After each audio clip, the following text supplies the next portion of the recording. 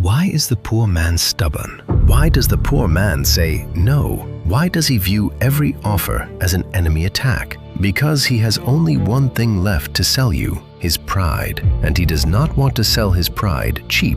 Machiavelli used to say, "Men want either to be loved or to be feared. It is difficult to keep both. If one must choose, it is much safer to be feared." The rich man controls you with money, the powerful with status. But what can the poor man do? If he has nothing, he controls only one thing, his own no. Stubbornness is the poor man's last weapon, because if he says yes, he has lost. If he says no, he is still in the fight. Alfred Adler said that inferiority lies at the root of all human behavior. When a person feels small, they do everything to prove their greatness. What does the poor man see when he looks in the mirror every morning? 0 in his bank account, 0 in status, no weight in his words. To fill this void, only one way remains: to bow to no one. Saying, "I will not bow," actually means, "I exist too."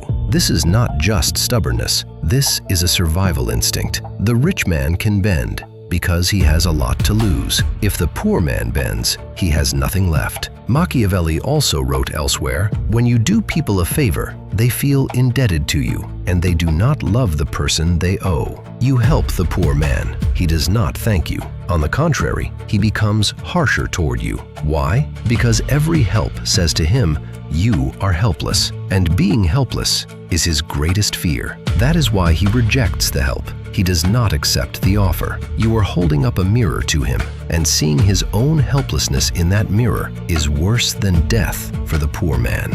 Do not mistake this for weakness. This is the cleverest mask of weakness. The thinking man says, those who are weak must appear aggressive so that no one dares to attack them. The poor man has no money, so he raises his voice. He exaggerates his principles. When he says, "I have my honor," he is actually saying, "I have nothing else left. Do not touch it." The rich man can be generous because he has much to lose. The poor man must be harsh because he has nothing to lose. This is a cold, cruel, but extremely logical strategy. Adler said, "To hide an inferiority complex, you create a superiority complex, and this superiority complex isolates you more and more. As a result, the poor man becomes proud, but he is left alone." Is there a way out? There is, but it is bitter. One must drop the stubbornness. Instead of saying no, one needs to ask the question, why am I saying no? Machiavelli would say,